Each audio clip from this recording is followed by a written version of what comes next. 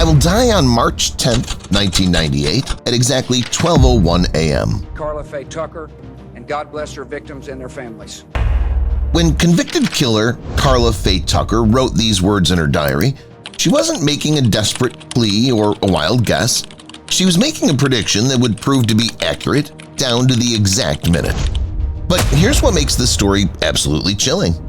Tucker made this prediction 3 years before her execution date was even set, 3 years before the courts had made their final decision, 3 years before anyone, including the state of Texas, knew when she would die.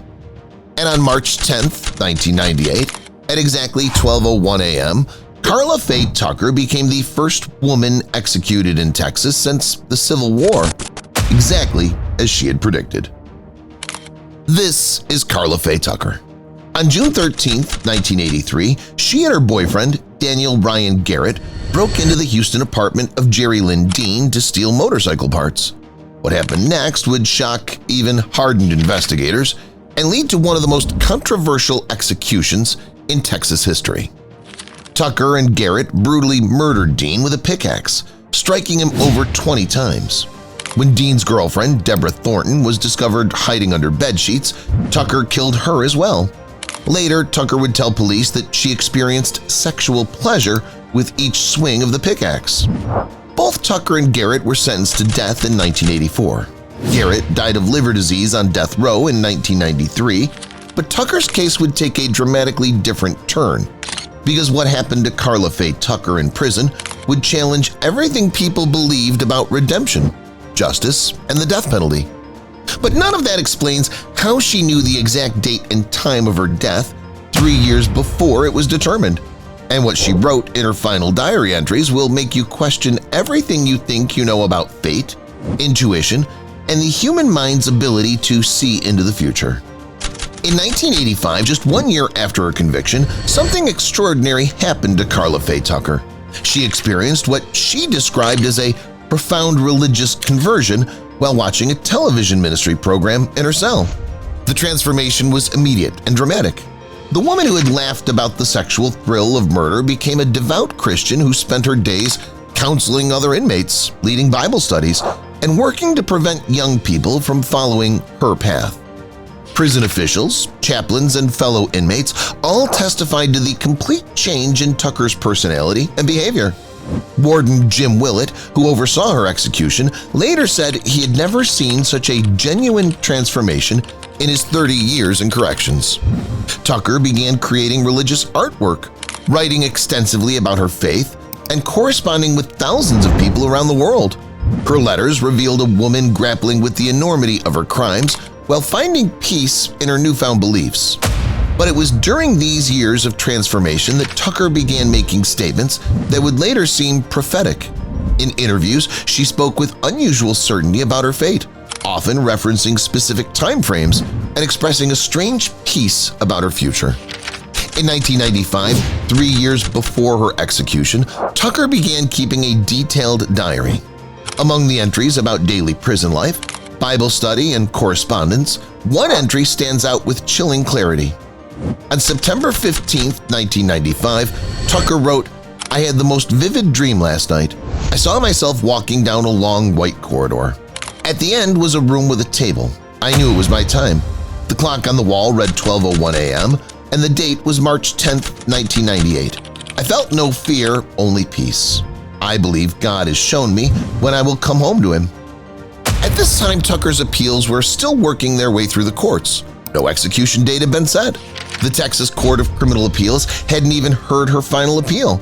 Yet Tucker wrote about March 10, 1998 with absolute certainty. Prison chaplain Jim Brazil later recalled that Tucker spoke about this date frequently in their counseling sessions. It's up to them to recommend whether her death sentence should be reduced to life in prison. She wasn't morbid about it, he remembered. She spoke about March 10th the way you might talk about a scheduled appointment. She was making plans around it. In letters to supporters and family members throughout 1996 and 1997, Tucker repeatedly referenced March 1998 as significant. She wrote to her spiritual advisor, "I know my time is coming soon. March of '98 keeps coming to me in prayers and dreams. I'm preparing myself for that journey." Meanwhile, Tucker's legal team was fighting desperately to save her life. Her case had attracted international attention, not just because she would be the first woman executed in Texas in over 130 years, but because of her apparent transformation. Religious leaders, foreign dignitaries, and even some victims' rights advocates called for clemency. Pope John Paul II personally appealed to Texas Governor George W. Bush to spare Tucker's life. The case became a lightning rod in debates about redemption and the death penalty. Governor Bush faced enormous pressure from both sides. Supporters argued that Tucker's transformation ended the ultimate punishment, regardless of her changed behavior. Throughout 1997, as appeals were exhausted and denied, the legal machinery moved towards setting an execution date. Tucker's attorneys filed motion after motion, seeking delays and clemency hearings. The exact date remained uncertain until the very end. On January 28, 1998, just 6 weeks before the predicted date, the Texas Court of Criminal Appeals set Tucker's execution for February 3, 1998. But then, in a last-minute development, the execution was stayed and rescheduled. The new date? March 10, 1998 at 12:01 a.m., exactly as Tucker had predicted 3 years earlier. When the March 10th date was officially set, those closest to Tucker were stunned by her reaction. Instead of the despair or frantic appeals typical of condemned inmates facing execution, Tucker displayed an eerie calm. In her final interviews, Tucker spoke about the approaching date with what reporters described as supernatural peace. "I've known this day was coming for 3 years," she told one journalist. "God prepared me for this moment. I'm ready to go home." Her diary entries from the final weeks reveal a woman making detailed preparations as if for a planned journey. She wrote specific instructions for her belongings, composed final letters to be delivered after her death, and even planned her final meal with unusual precision. Tucker's spiritual advisors were amazed by her composure. Most people facing execution go through stages of denial, anger, bargaining, recalled one counselor. Karla had already processed all of that years ago. She was at peace in a way I'd never seen. Even as final clemency appeals were filed and international pressure mounted, Tucker seemed detached from the legal proceedings. She told her attorneys, "I appreciate everything you're doing, but I've made my peace with March 10th. That's when I'm supposed to go." On March 9th, just hours before the scheduled execution, the U.S. Supreme Court denied a final stay of execution. Tucker's fate was sealed, exactly as she had foreseen 3 years earlier. On the evening of March 9, 1998, Karla Faye Tucker was moved to the holding cell adjacent to the execution chamber at the Huntsville unit. Protesters and supporters maintained vigil outside the prison walls. For her final meal, Tucker requested a simple plate of fruit, bananas, peaches, and apples, along with a garden salad. She ate slowly and deliberately, as if savoring each bite. Guards later said she seemed more at peace than they had ever seen her. Tucker spent her final hours in prayer and conversation with her spiritual advisors. She repeatedly thanked them for helping her find faith and expressed no fear about what was to come. "I'm going home," she said. "I've been ready for 3 years." At 11:45 p.m. on March 9th, Tucker was escorted to the execution chamber. Witnesses later described her demeanor as remarkably calm. She walked steadily, without assistance, and even smiled at some of the witnesses. Strapped to the gurney, Tucker was asked if she had any final words. Her statement was brief but profound. "I would like to say to all of you, the Thornton family and Jerry Dean's family, that I am so sorry. I hope God will give you peace with this. I'm going to be face-to-face with Jesus now. I love you all very much." At exactly 12:01 a.m. on March 10, 1998, the lethal injection began. Tucker was pronounced dead at 12:01 a.m., precisely the time she had predicted 3 years earlier. Tucker's execution made international headlines, not just because she was the first woman executed in Texas since the Civil War, but because of the circumstances surrounding her prediction. Media outlets struggled to explain how she had known the exact date and time. Psychologists and behavioral experts offered various theories. Some suggested that Tucker's religious conversion had given her unusual insight into the legal process. Others proposed that her prediction was a form of self-fulfilling prophecy that had influenced her legal strategy. Prison officials who knew Tucker personally remained baffled. Chaplain Jim Brazil said, "In 30 years of ministry to death row inmates, I've never seen anything like it. She didn't guess, she knew. There's no rational explanation for how she could have predicted that date so precisely." Tucker's final diary entries, released after her death, revealed additional details about her prediction. She wrote about dreams and visions that became increasingly specific as March 1998 approached. Her final entry, written the day before her execution, simply said, "Tomorrow I go home, just as I was shown.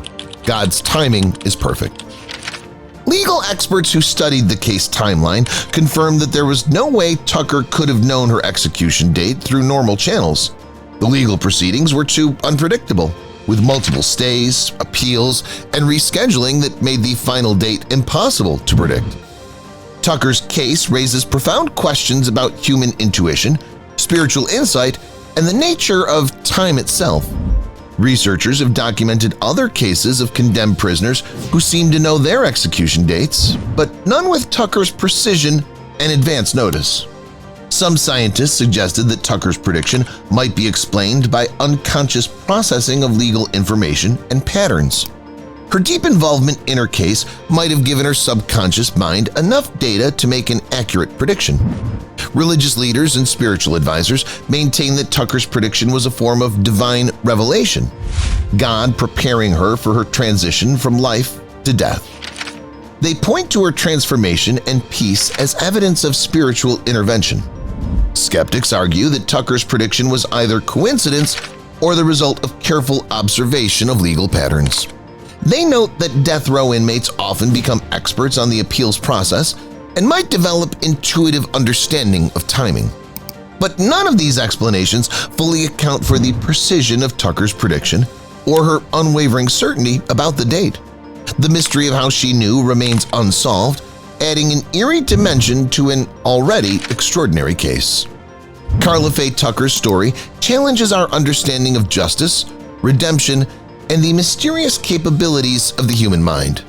Whether her prediction was divine insight, psychological intuition, or something else entirely, it remains one of the most compelling mysteries in the history of capital punishment. Her case continues to influence debates about the death penalty, particularly regarding the possibility of genuine transformation and redemption. Tucker's prediction adds another layer to these discussions. If she truly knew her fate years in advance, what does that say about free will, destiny, and the nature of justice? But Tucker isn't the only death row inmate who seemed to possess supernatural knowledge about their fate. For more, subscribe now and hit the notification bell. Next time, we dive into another chilling story from death row, exploring executions, grave doubts, and the haunting possibility that some of the condemned may have been innocent all along. Join our community demanding truth and accountability from the justice system, because sometimes the truth surfaces only after an innocent life has already been taken.